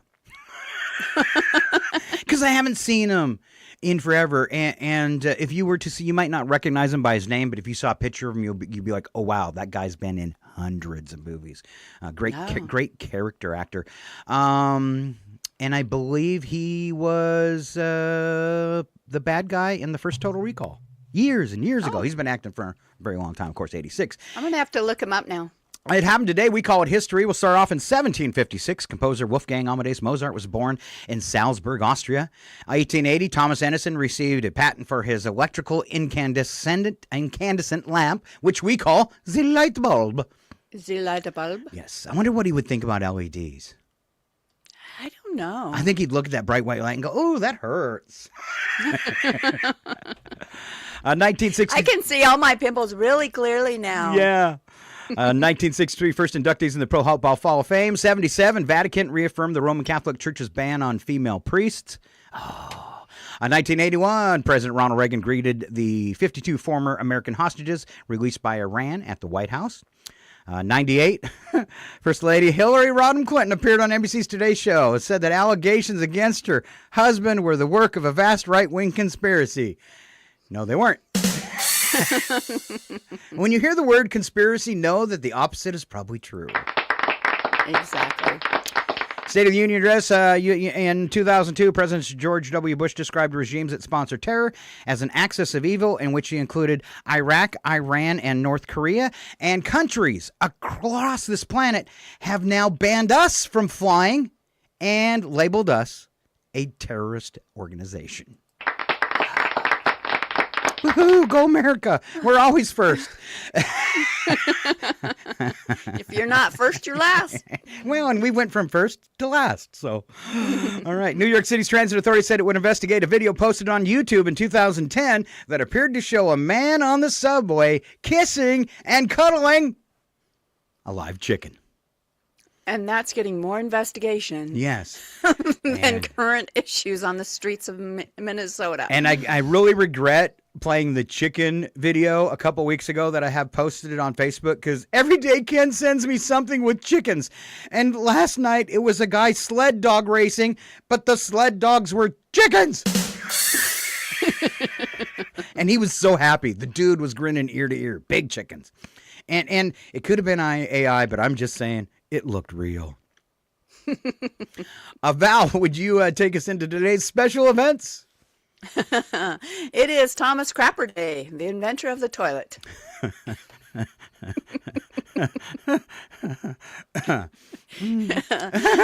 We're children. She said crapper. National Chocolate Cake Day. Yes, you can celebrate any dessert first. But Val, wait. I would like to honor Thomas Crapper Day and National Chocolate Cake Day by asking people not to bother me, because I'm going to go have my toilet cake time.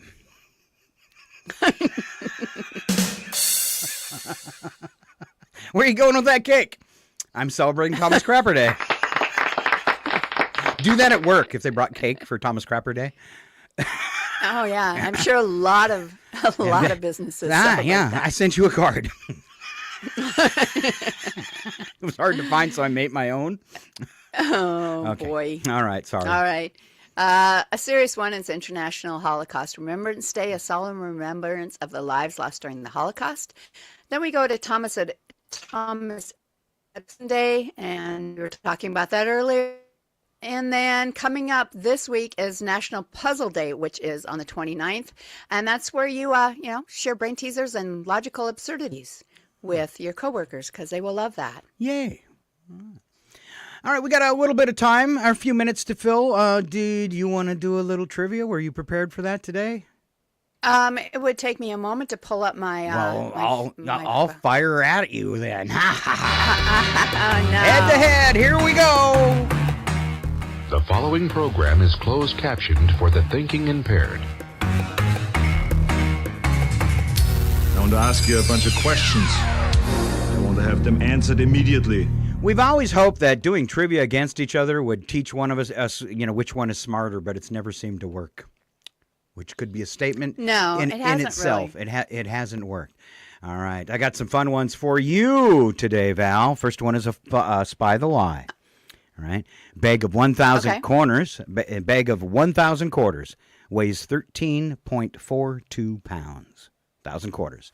All right, it's rare, but you can sneeze in your sleep. And the last one, the only state in the United States with no natural lakes is Maryland. So which one of those do you think is a lie? A bag of 1,000 quarters, a little over 13 pounds. It's rare, but you can sneeze in your sleep. And the only state in the U.S. with no natural lakes is Maryland. Which one is the lie, Val? A, about the 1,000 quarters and how much they weigh. No, 1,000 quarters is 13.42 pounds. All right, my second guess then would be, because I didn't think, and I thought maybe it was a trick question, but I didn't think you could ever sneeze in your sleep. And you would have been right. You cannot sneeze in your sleep. Okay. Wouldn't it be great if you could, though? Because just think about being married and like getting one of those uncontrolled sneezes, in your sleep, and you do it right in their face. That would be so awesome. Ooh. And they wake up and like, ah! Okay, maybe it wouldn't be awesome. You can pass gas in your sleep, though, but I guess you can't sneeze. As Brad well knows. Some more than others. There's a pill for that. All right. And I do have some trivia for you. I did get it pulled up, so let me know if you have time for that. I do have time for that. I'm going to ask you one last question, and then I'll give it to you before we go to news. 31% of all cheese bought in the United States is consumed in what form? Oh, in what form? It's a trick question, and I'll tell you that right now. Solid? Strangely enough, you're on the right path. Oh. So now get serious. The only 31% of cheese bought in the United States is consumed in this form, and it is not solid. Oh, it is not solid, like dips or something like that. And what kind of form would that be, Val? Liquid. Val, the correct answer. Soft. Would you like to try again? No. I put my microwave. Absolutely not. I put my cheese in the microwave to melt it. Yay, melt it. That's right. 31% of all cheese bought in the United States is consumed while watching Scott and Val in a melted form.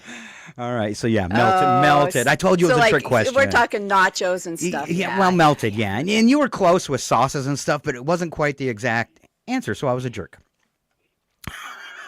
Okay. Okay. Well, all right. Nothing new. Nothing. It's your same old brother. Thank you. All right, I'm ready for your abuse, and then we're rolling out the odd news. All right, this is my segment of trivia called Fact, Fiction, or Florida. So you need to tell me after I read one of these little short headlines whether it is a fact, whether it is a fact and in Florida, or whether it is complete fiction. Okay. Okay. So Florida fact or fiction is what we're going for. Right. Okay. Yep. Okay. Yep. Fact, fiction, or Florida. Your first one. A man attempted to rob a store using an alligator as a weapon. Is that fact, fiction, or was it actually in Florida? It's Florida fact. Oh, he's good again. The gator was unarmed. The robber was not smart. All right. The problem is I do odd news all the time, so I know all these Florida questions. Well, that's what I was kind of thinking. It might be easy for you, but maybe I'll trip you up at some point. All right. A town banned inflatable lawn decorations because they were distracting drivers. I'm going to say that's fiction. It is actually fact. Real ordinance, very real complaints. Wow. Okay. Your next one, a couple was fined for arguing so loudly that neighbors thought it was a public performance. Ooh. I'm going to say that's, well, you know what? I don't think they get busy in Florida, so I'm going to say that's fiction.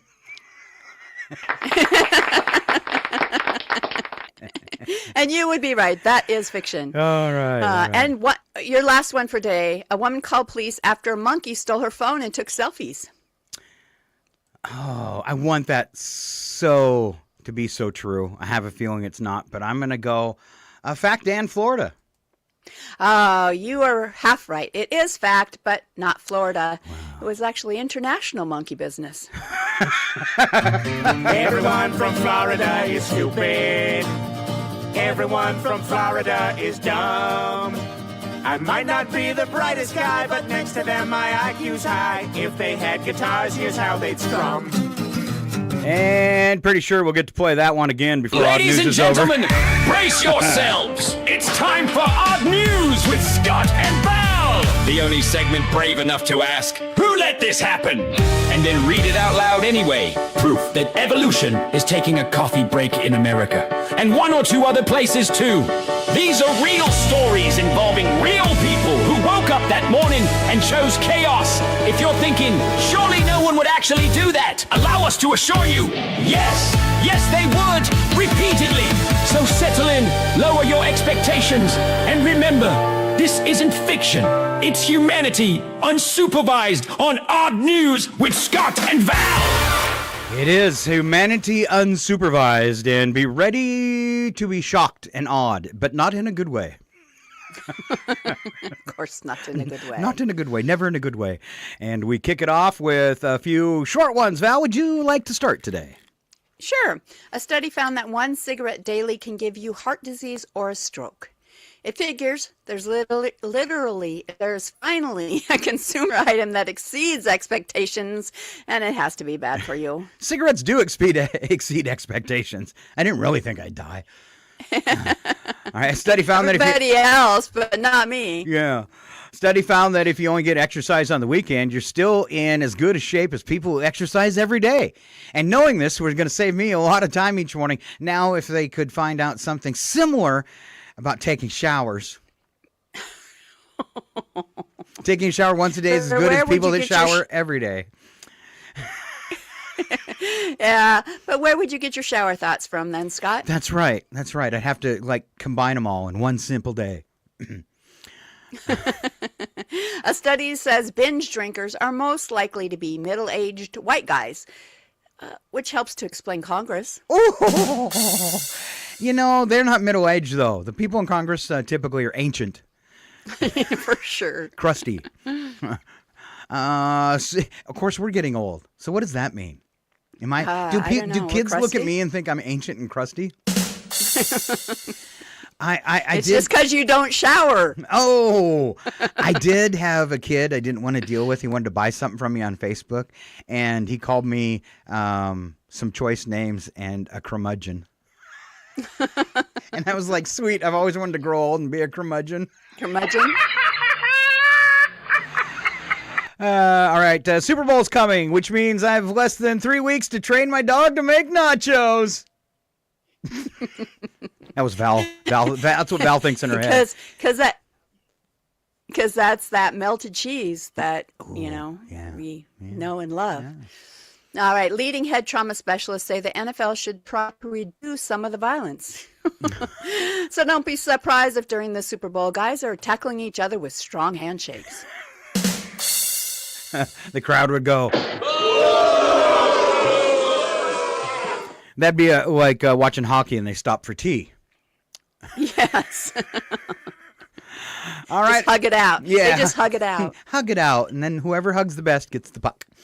All right, Dyersville, Iowa is where I'm heading right now. A small shop called Frosty's found itself in an unusual dispute with local regulators over whether their 17 flavor combinations constituted the claimed Pyramid of Dairy Delight. Or actually a public health hazard, which was what some people thought. Patrons defended the shop, arguing experimental scoops are an art form. City officials clarified the issue stems from portion labeling and allergen disclosure rules, not an actual limit on joy. It's just more proof that democracy in America melts faster than ice cream. Wait a minute. Yes. Ice cream truck! Me, I'm Me here. It's true. Authorities broke up what they described as a plastic flamingo heist crew, targeting lawn ornaments worth hundreds of dollars. State police say the suspects resold them online to collectors and short-term rental owners. Investigators tracked the group after multiple neighbors reported sudden, coordinated losses of flamingos overnight. State police noted that yard decor is surprisingly mobile when transported at 3 a.m. in a Prius. No one. Just go ahead. Never underestimate the resale value of tacky, I guess. Yeah, totally. All right, I'm really tore up. Florida song again or Prius, huh? Is the lady who owns the Prius here? Prius. Oh, well, your wife's car is totaled. Sorry. We were, however, able to save your purse. Oh. First time I think I played that for someone else than Chuck. And a Canadian Newsweek. Lucky for them. A porcupine slipped its enclosure and wandered through picnic areas, terrifying some visitors and visiting a suspicious bush before being safely returned by zoo staff. No injuries were reported, though one bench was deeply questioned. Officials at the Calgary Zoo say the animal exploited a gate left unsecured during routine maintenance and was never aggressive. See, even porcupines hate being micromanaged. Keepers joked the porcupine had more outdoor miles than Bruce Springsteen and now has a tour schedule. Here's Val with songs from his new album. All right, first one. The album itself is called Born to Be Porcupine. First song on it is Porcupine in the USA. Next, we have Dancing in the Dark with Porcupine. Then we have Hungry Heart, Prickly Soul, Porcupine Blues. Finally, or no, not finally, Thunder, Roadkill, the Porcupine Cut. Next, we have Porcupine on the Edge of Town. Then I'm on fire because I hugged a porcupine. That's my favorite.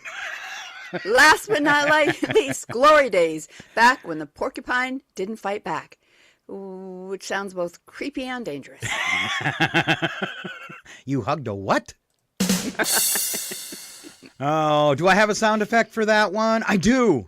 Something tells me that you're all wet. No, but it's nice to see you again, Mr. Insult. No, I didn't have a sound effect for that one. This is for this story, where pranksters turned a capped hydrant into an impromptu fountain, flooding sidewalks, slippery conditions, and forcing temporary street closures. Police shut it down within minutes, and public works crews say the stunt caused minor infrastructure damage in the city and some major footwear regret. It's all fun until someone sprains an ankle. And where were they that they could open a fire hydrant? Oh, Eugene. That's why it iced up, because it's probably still a little cold there, right? Right. Something tells me that you're all wet. No, but it's nice to see you again, Mr. Insult. All right, wet him down. Well, we're not going to pole vault out of here. Ooh. That's for damn sure. Oh. All right, on to Tennessee, Val. All right. In Nashville, actually, a man was arrested after tunneling from an adjacent building into a bank's vault room. Authorities say the suspect used hand tools over days, setting off internal alarms when he finally reached the outer walls. Investigators praised surveillance and security teams for catching him before he breached the inner vault. Police detective said, Ocean's 11. It was not. It wasn't nearly that impressive at all. No, not at all. Yeah. All right, so tunneling, that's cool. Treasure to the vaults. Prisoners to the dungeons. Yes. Treasure to the vault. All right. Is it you? Yeah, I did a couple. You do another one. Okay. I'll do another one. Okay. All right. In India, two thieves went into a market, pulled out weapons, and told the cashier to hand over all money. Before the cashier could say or do anything, two other voices shouted out, "Drop your weapons and put your hands up." Two belonged to police officers who were at the market to investigate a stick-up from earlier that same day. So I guess that Quickie Mart gets robbed on a regular basis. Must be. Wow. We know for a fact they robbed the very same store 3-4 times in a row. He wanted me to short circuit a burglar alarm so he could rob his own store. Ooh. The robbery, the kidnapping. It all happened so quickly. I was counted by tips. So I wasn't really paying attention. All right. Oh, boy. Last story, and it's a doozy, Val. The World Toe Wrestling Federation. All right. The World Toe Wrestling Federation, folks. You heard me right. They've reported a new world record. Fastest 10-toe lock under 3 seconds. Officials say the gloves are forbidden, and this is serious business. Get ready. Get ready for Foot Clench tonight in the Octagon at 8 p.m. only on ESPN 8.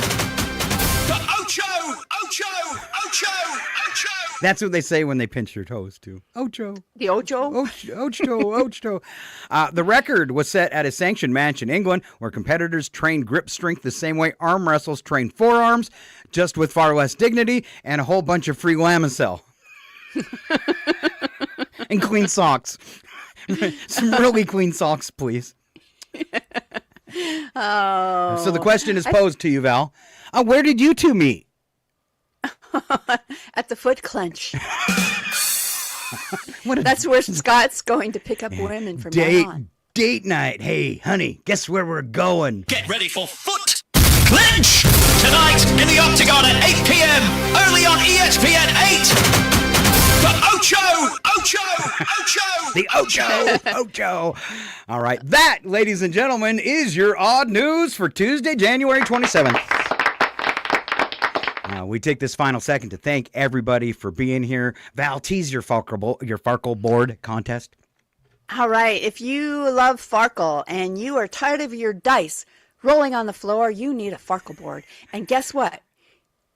Scott and Val Save the Universe is giving one away. All you have to do is like us on Facebook, follow us on Facebook, subscribe on YouTube. I'll get it out. And you have a chance to win a really cool Farkle board featuring Bigfoot and Northern Lights. Along with that, you get a really cool set of 4 coasters with Bigfoot and Northern Lights on them.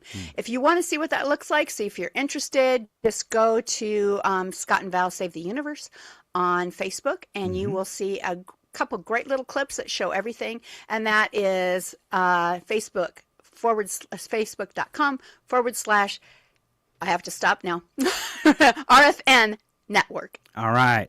I was kind of worried going through all that for you because you've kind of slowed down as the show has progressed and we had a little breakup. But you made it all the way through. Yay. Yay. I just need to start resetting my internet on the regular every time before the show because it's just kind of, I do a speed test. It looks great. And then it starts glitching. So I just need to. Well, I don't think you and Ken noticed. And it was the strangest thing I've ever had happen. In fact, it's never happened in the several years of us doing this show on KCHW through Zoom. You and Joe were talking, and my Zoom window, and I initiated the meeting, totally closed and went away. And I went, oh my gosh, we're in the middle of the show. Just started part 2. Oh, we're going to have to restart the whole thing, and we'll lose people. They won't realize what's gone on. And I look over, and I can see that the meters on the radio station side are still going, and you guys are still talking. You didn't even notice, I don't think, I was gone. And then I saw something pop up, but I was, I didn't get a chance to read it. And then all of a before it went sudden, away. I'm sitting here like in panic because you guys are still on the radio, but I can't control anything anymore.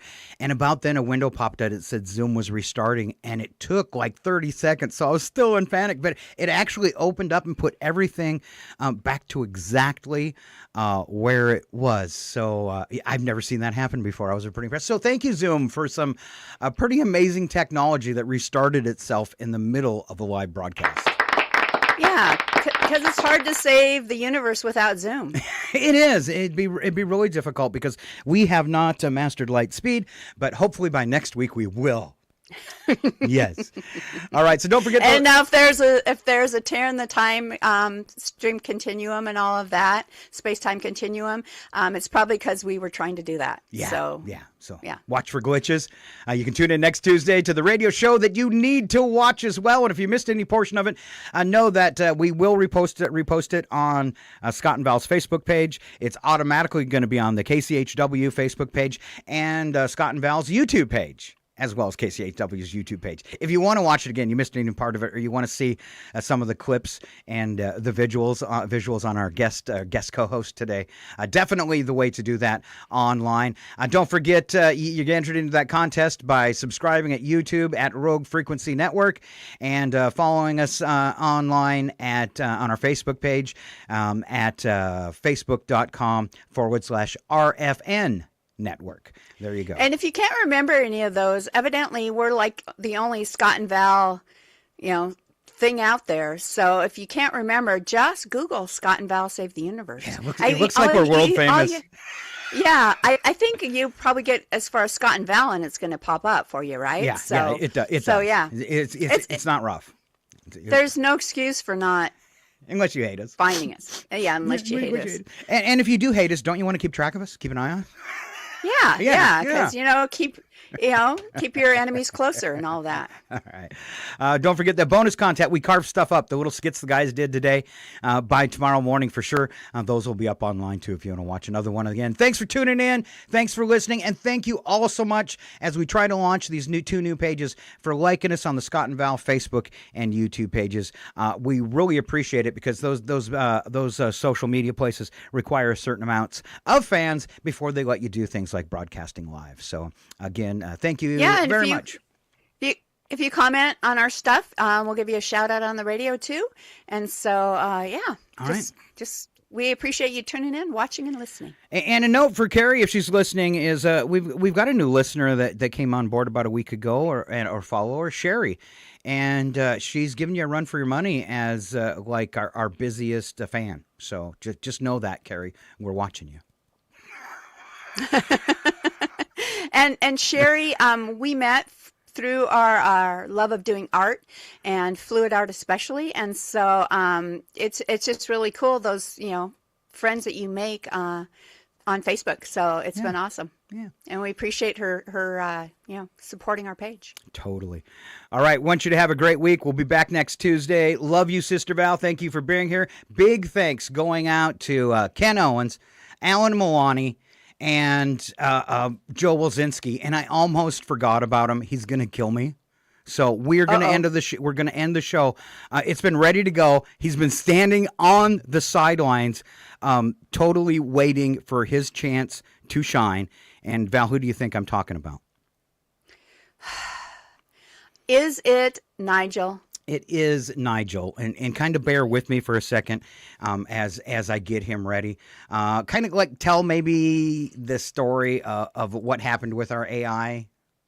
Yeah, so Nigel had this chance to kind of, give his own little speech, and he accused you of kind of harassing him, verbally, and then he accused me of taking it a step farther, and I had to respond to that and kind of give him a little bit of a piece of my mind. And I try to normally stay calm and collected, but I probably got a little angry with Nigel. And so if you kind of want to get the whole story, you should probably check out the video on YouTube or on Scott and Val Save the Universe on Facebook, and you'll get kind of some of the background on that. And You've got the video. I don't know. You got a video of Nigel's accusations against you and me, and then a video of you. Mine weren't that bad. He just said I'm bossy. Everybody knows that, right? And so, I'm trying to take the high road, and realize that he's still learning. I mean, he hasn't had the experience that we've had on the radio or trying to save the universe. And so, I'm trying to take the high road, but it'll be interesting to hear what he has to say today, because it could set things off again. All right. Well, we'll find out next week, as we are running late. We are going to leave you with Nigel and today's Sportscast, and wishes for a happy week. Have a great one, and keep on listening to KCHW Northern Lights Public Radio, and please visit us online at Scott and Val Save the Universe. Have a great one. It's time for me! Nigel Teacup the fourth on RFM Sports Postgame Therapy!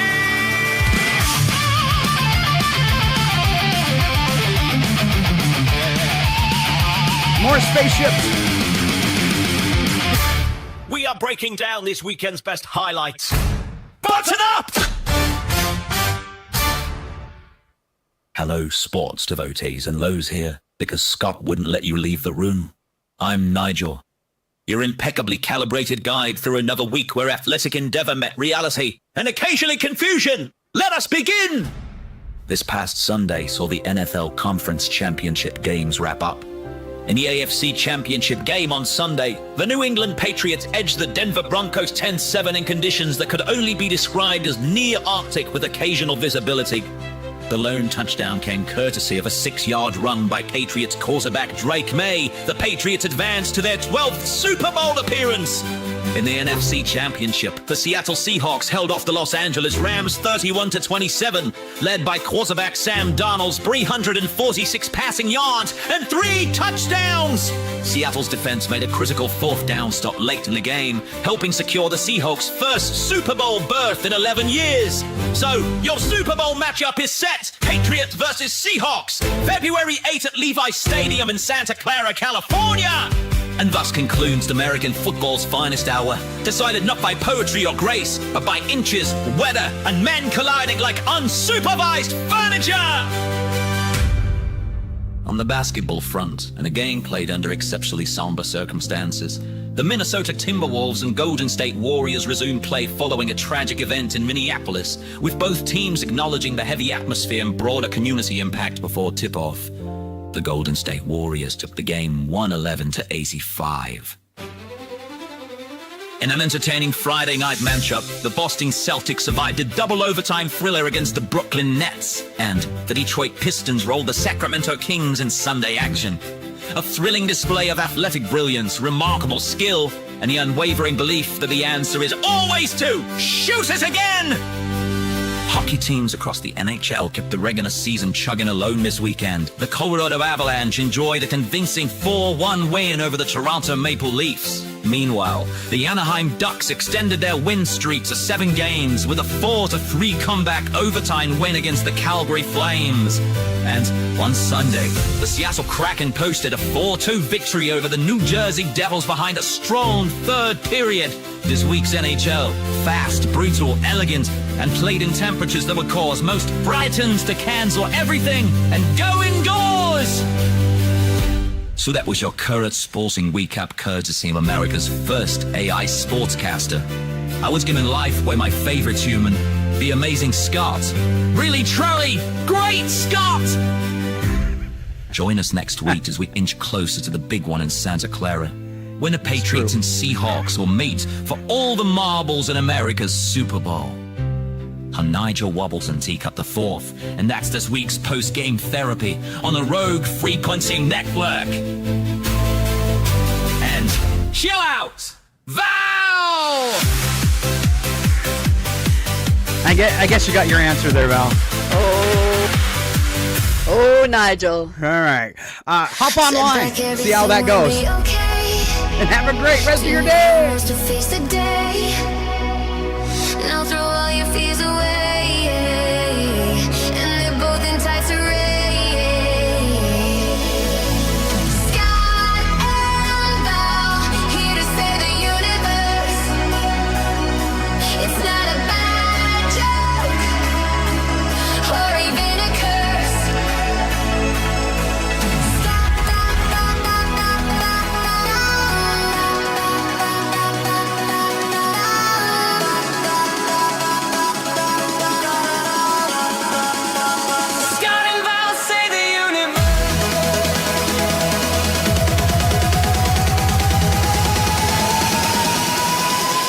Mostly Scott.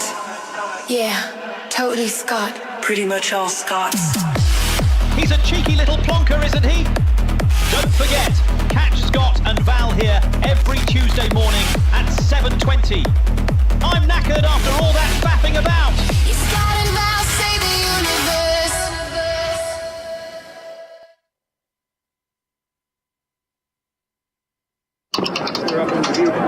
Welcome to 2026 Talks, where we're following our democracy in historic times.